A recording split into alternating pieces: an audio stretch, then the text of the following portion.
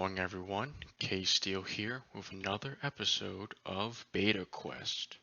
Perhaps one of the most famous RPG series in gaming history is Final Fantasy. Alongside Dragon Quest, Final Fantasy helped shape what JRPGs are to this day, with classic characters, innovative mechanics, and stories that helped define the genre. Of the many games, perhaps the most famous of them all is Final Fantasy IV, one of the first games to showcase how large-scale storytelling, complete with compelling characters, themes, and emotions, can be done in a video game. And even putting that aside, and despite a rocky introduction to North America as a heavily modified Final Fantasy II, Final Fantasy IV is just considered a fun game overall, thanks in part to its introduction of the active time battle system, which made battles a lot more intense and active than ever before. It even managed to get sequels that continue the story, titled The Afteryears and Interlude, as well as several remakes on WonderSwan, GBA, and the DS, all managing to improve upon the original SNES version. The remakes, at least. Your mileage may vary on the sequels. Oh yeah, there's also the PSP Collection. Forgot about that one. However, did you know that the game we call Final Fantasy IV was originally going to be Final Fantasy V, and the game that was going to be Final Fantasy IV was actually cancelled?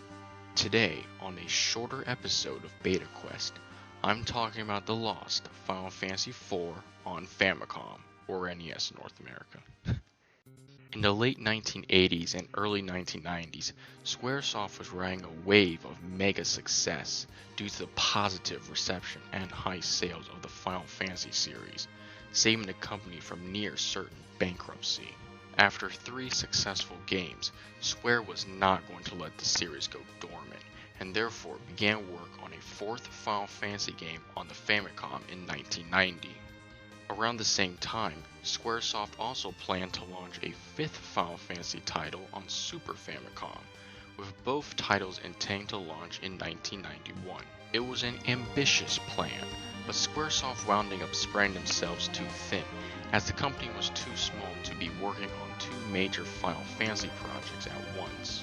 Not only that, but Squaresoft was also working on an English localization of Final Fantasy II, the real one, at the same time, which required additional resources due to the difficulties of translating a massive story-driven RPG into a language as data-intensive as English on the Famicom, or NES.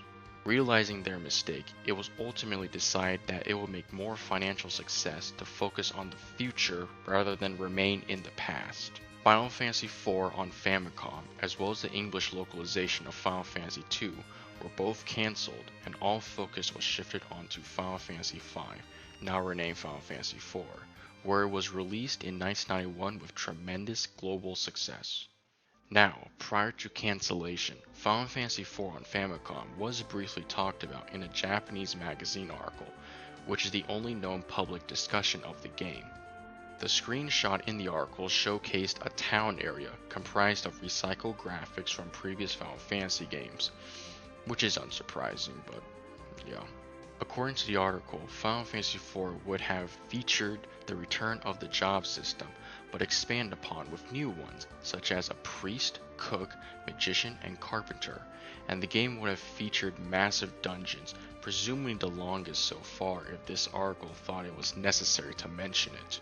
Vehicles would have also made a return, with an airship class being present as well, and all previous airships would be present, as well as new ones, such as a massive one that took up 1/3 of the screen. The game would have also featured townspeople with airships as well, and mid-air collisions would have been possible, which is interesting.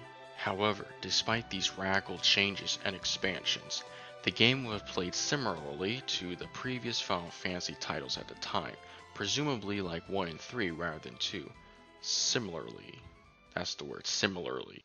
Despite all of this, it has been said that the article was only speculative, as according to a Squaresoft employee at the time, the game never made it that far into development.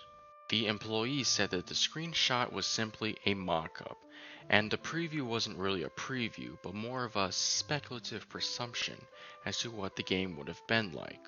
They also said that the decision to have the fourth Final Fantasy game be on the Super Nintendo came early on, and that all work on the Famicom game only existed on paperwork, with no coding ever happening.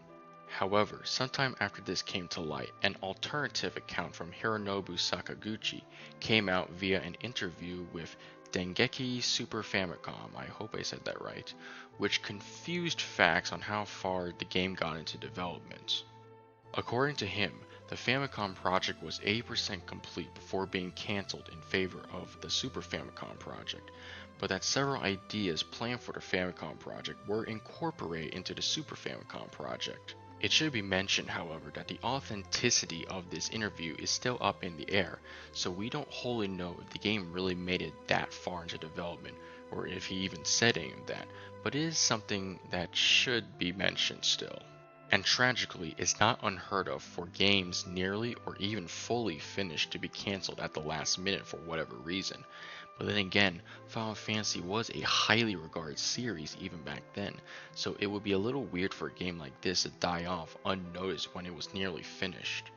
But again, it's difficult to say what really went down here due to the conflicting information.